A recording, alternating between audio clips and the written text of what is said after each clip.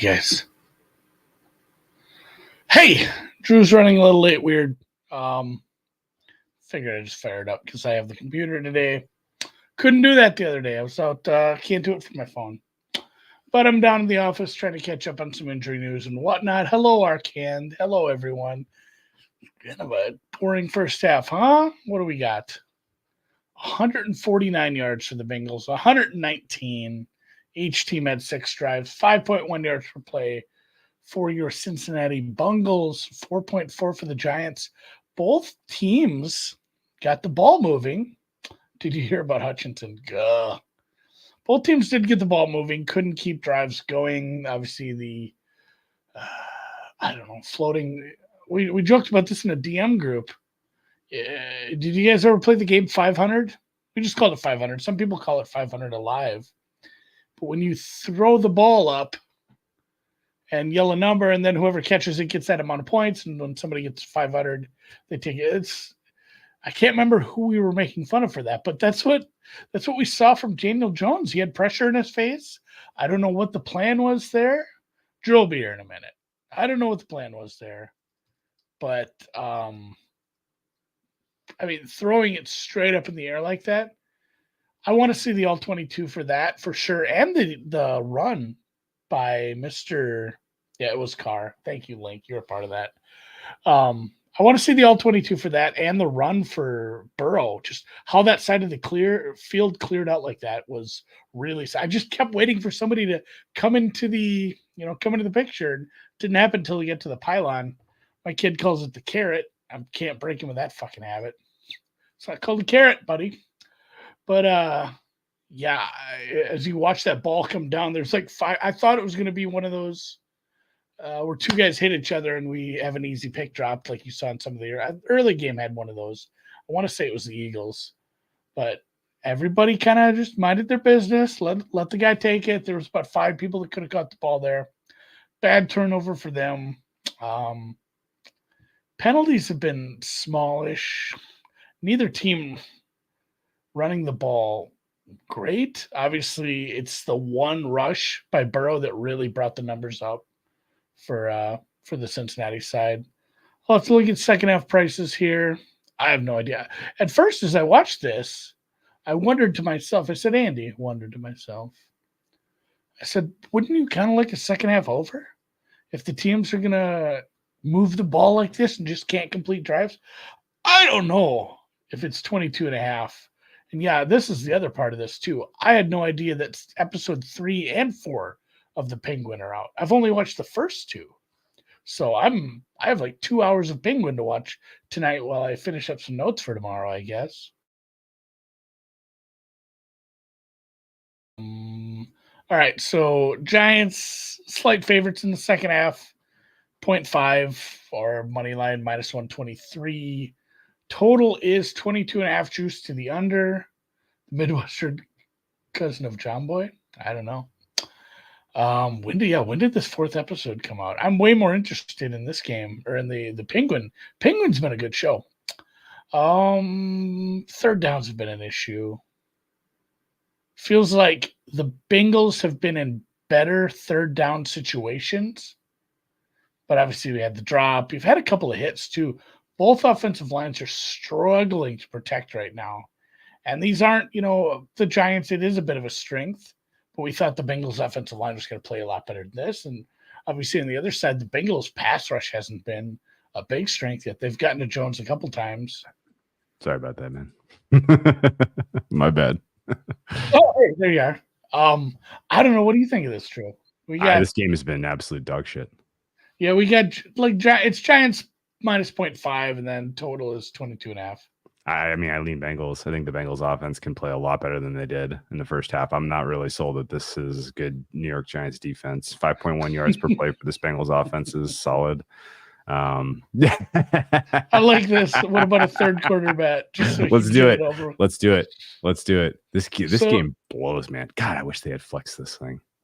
There was some great football today in the 1 o'clock hour. The 4 o'clock hour sucked, and this game is a slog. Even though it started slow, like Washington, Baltimore was pretty good. Yeah. I mean, what was the other one?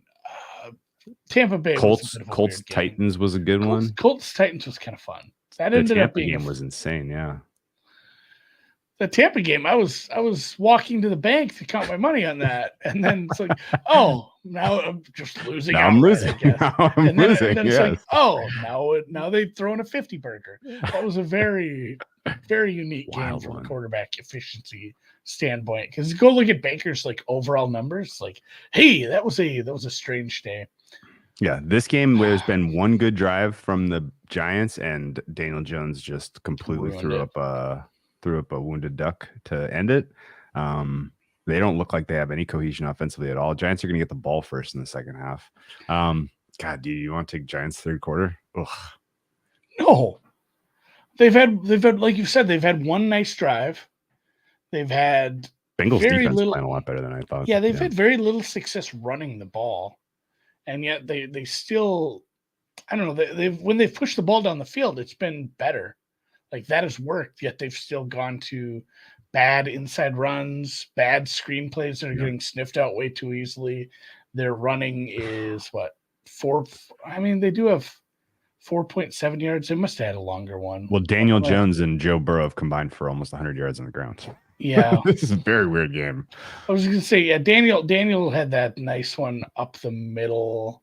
How long was that? 13 yards. Tyrone Tracy is 3 for 3 yards, and Eric Gray's 2 for 7. This is bad. Yeah, Eric Gray had a bad fumble, I believe, in the last one as well. Yet he's still getting touches. Yeah, even Chase Brown and Moss. Not a lot from any of the running backs. I think maybe we should lean to the team with the better wide receivers. Maybe they won't drop balls. All right. You're getting. Do you want to take the plus number, or do you want to win on a tie? Let's just take Bengals money line plus 108. I think they're going to win this one with margin. 108. Yeah, minus 120. I don't like laying juice. I would lean more towards it on a situation like this with a smaller sample size. But honestly, one of my things that made me happy today was I played the Cowboys +3 at plus money. I did not lay, because I looked at it. I'm like, God, should I lay minus 114? I got 3.5. And I laid a sick price. That was gross. Yeah, awful. It is those little things. They do add up over the course. But man, that was a rough one. All my stuff today was no doubt good or bad. Like, I don't think I had anything that came down. Oh, except for the under 53 in the Ravens fucking Commanders. Can't believe that landed 53. Yeah. You see some of those 50-yard field goals? Good Lord. Good That game. Oh, that game was the DPI set the Commanders up for the last 3 points. Oh, it looked like a dead nut under for most of the game. Yeah. The sweatiest one I had, and yeah, we'll play straight up Bengals second half. I'll make it. All right. Yes. This is good. That's the biggest thing. People ask for wine recommendations, and it actually has a lot less to do with the wine bottle itself and how you serve it, food you serve it with. Like, that's how people are going to really experience it the best, I think. And if you can kind of find a good 2018 cab to serve with a meal, people are gonna love it. Oh, GRP says I don't have my mojo. I hopefully he's not talking shit about me. I've soft blocked that guy about 15 times. Maybe he did one of those blanket statements. If you bet the Cowboys, no idea who you're talking about. Anyway, the sweatiest one I had was one I really struggled to click on was the Raiders team total under, because I really thought I'd find a 17, and you could, but it was very expensive. So I said, all right, it's 16.5 for me. And the Raiders on their first drive, 10 plays, 70 yards, whatever, touchdown. Well, we got a long game ahead of us. Yeah. And thank God for, I hate to do this. The timing feels shitty because of the injury, and we hope he's feeling better. I know he is. But TJ Watt, the timing of him punching 2 balls out in a meaningful spot like that, along with Hutchinson, he should probably be your favorite. Although Myles Garrett kind of made a flash play. They lost the game. They might not win many games, but fuck, that was a very athletic play for a dude that size. A lot of those leaps you see, it's like that guy is like a free safety, or it's like a smaller outside linebacker or something. This was a big dude leaping the line and coming at. I'm surprised the kicker didn't get blown up. I had to rewatch it for that part. Yeah. So yeah, I don't know. I'm not sure Eagles who made ends me up. so mad today. You know what was especially annoying? So annoying? You know what made me? You know what was especially weird? The Browns with a pretty serious surrender factor, kicking the field goal at the end to make it a 4-point game, and then like the AJ Brown like bomb out of the 2-minute warning. Like if you're the Browns defender, like why would you tackle him? Like you guarantee a loss by tackling him. Yep. And I know he was trying to make a play on the ball, and maybe it was just kind of, and maybe AJ Brown kneels on the one, and we are not, that's just pointless. But I was like, man, we might get away with a freaking larceny here if AJ Brown breaks that one. But whatever. The Eagles they were so annoying today. Browns never should have been in that game. I have no idea who the DPOY is going to be. It could be somebody different. Hutch had built up some sacks on some bad tackles, but we dogged on him a little about that, but he was good. He was good this week. He was good against a better offensive line. And yeah, that was the most disappointing thing about Dallas was you didn't expect that defense to be able to shut down Detroit. Obviously, yeah. That's not the handicap, but you really needed the offense to show up against a bad secondary. Mm-hmm. And just like, hey, manage Brian Branch and take care of the rest. It was kind of wild that they just couldn't get anything going again. Yeah. Chris Jones is maybe a name if he ends up with a few more. Yes. He needs to get more counting stats, though. His stuff is so good and so high leverage, but his actual raw counting stats are not high enough. He's like 14th in pressures right now. Nick Bosa can put himself at the top of the conversation if he has a show-up game against the KC. Everybody's going to be watching that game this week. Nick Bosa might be worth keeping an eye on. You know what? If he scores another touchdown, Van Ginkel, AVG. What do you think of that opener, by the way? Touchdown. I didn't. So I expected it to move if it was a close game, but I mean they blew him out. So I'm guessing opening on 1.5 is probably about right. I bet that was one of my look ahead lines. I bet Friday. Oh, what'd you bet? Minnesota. I said. Oh, we're gonna go head to head on that this week, I think. Yeah, I said I'm gonna take this, and if Aaron Jones is back, like extra rest with an actual good defense. Like Detroit is beating up on worser teams. Yeah. Offensively.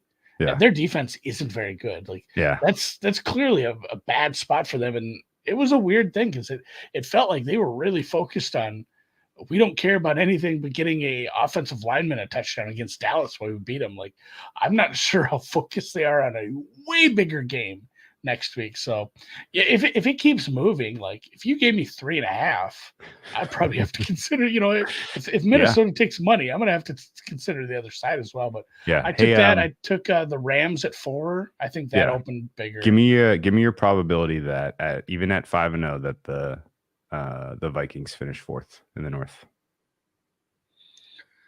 10%. Sounds about right. Their schedule just isn't hard enough. It's not hard enough. But they could lose in division. Well, that's the thing. Like, I don't think the Bears are actually like good. Caleb came back. He didn't make any more huge mistakes outside of his one. But I mean, you've gotten through the portion of the calendar that's just the 1995 expansion teams. Like you're gonna have to play better defenses at some point. Yeah, and he's looked worse against better defense teams that can actually scheme up stuff against him. He's gotten better and better. I think we're in overtime here. Somebody brings up Goff versus Flores defense. I mean, don't look too hard, but Goff has kind of fucking owned Flores. And in general, Goff owns a blitz heavy. Well, that's what I like about new Flores.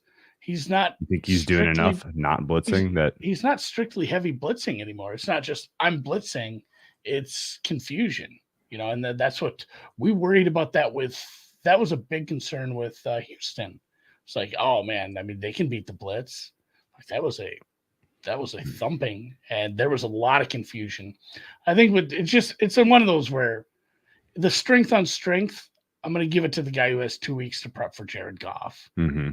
Like he's going to be fine against just a an uber aggressive blitzing defense. That's not what Minnesota is. They do bring extra people, but it's very confusing where it comes from.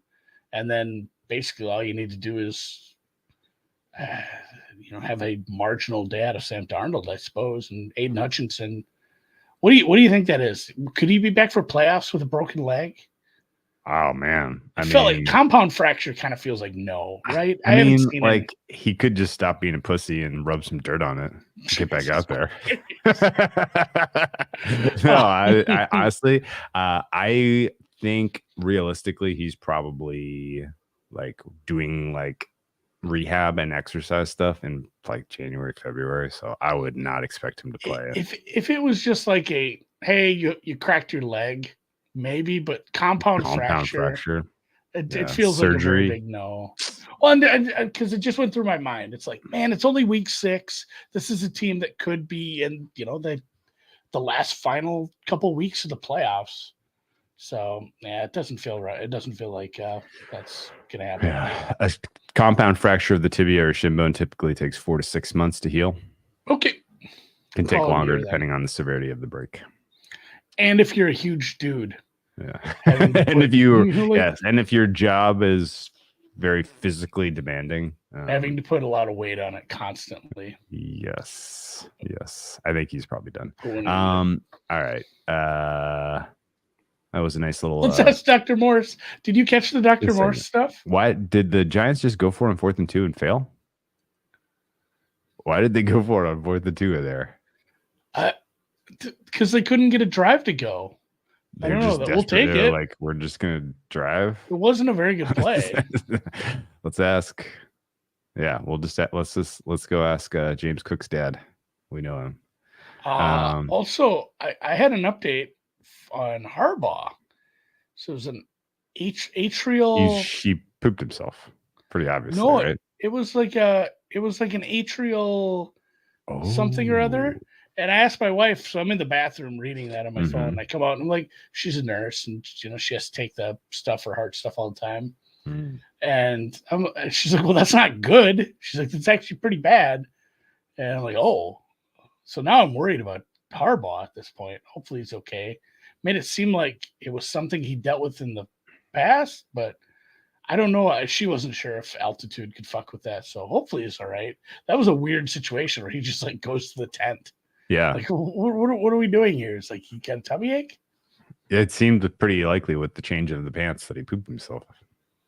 I don't want to make light of it if he has a heart condition. It's serious. So I did learn that from there's a little book. I don't know if you ever heard of it. It's called Hatchet. Oh yeah. Gary Paulson. Gary Paulson, a Minnesota author. Yeah. When the pilot dies of a heart attack, he starts farting a lot. Yes.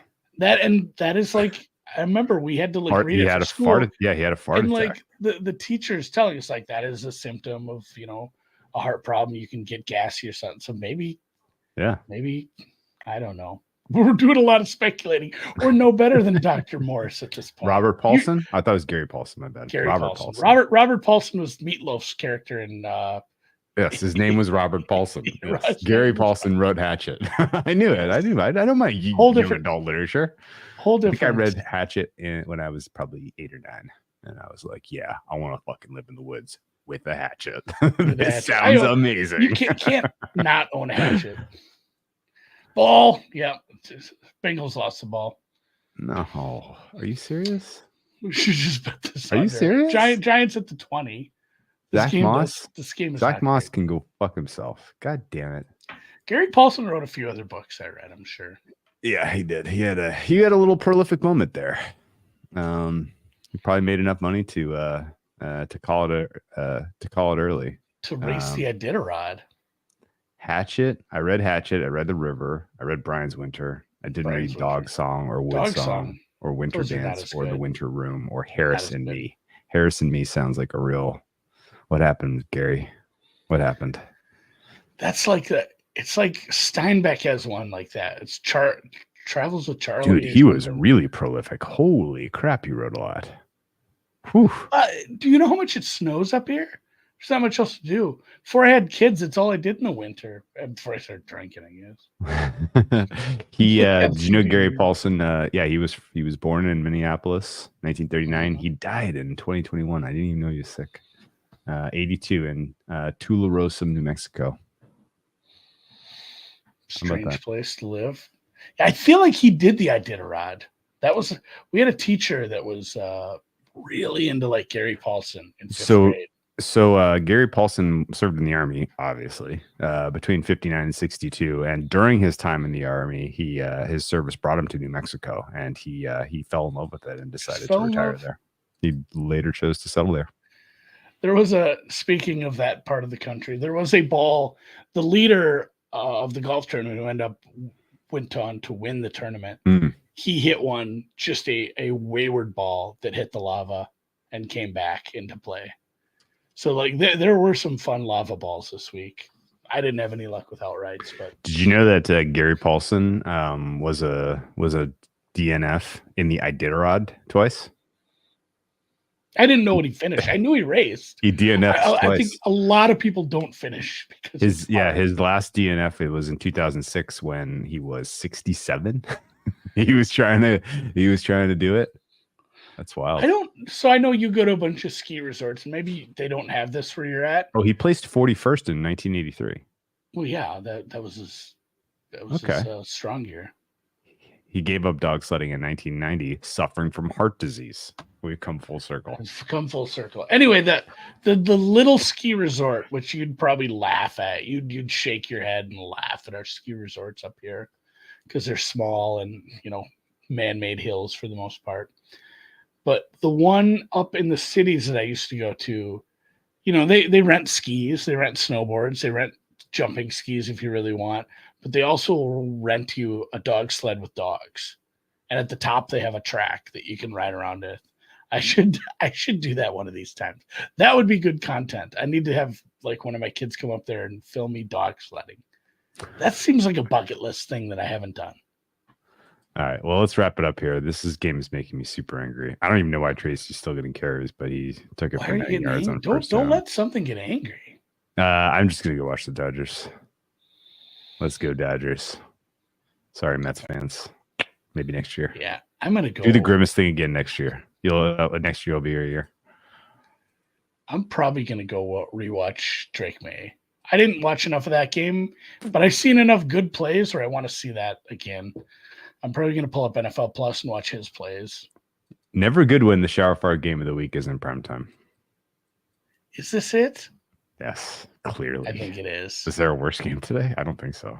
There's games that were non-competitive, but they at least had fun things happening. Yeah, like the Detroit had fun things. I don't know. Cleveland Phillies kind of out there, man. That one sucked, man. Ooh, that sucked. All right, let's wrap it. All right, see you guys. Can't believe we got into all that hatchet talk. Look at us, Gary Paulson guys. That was a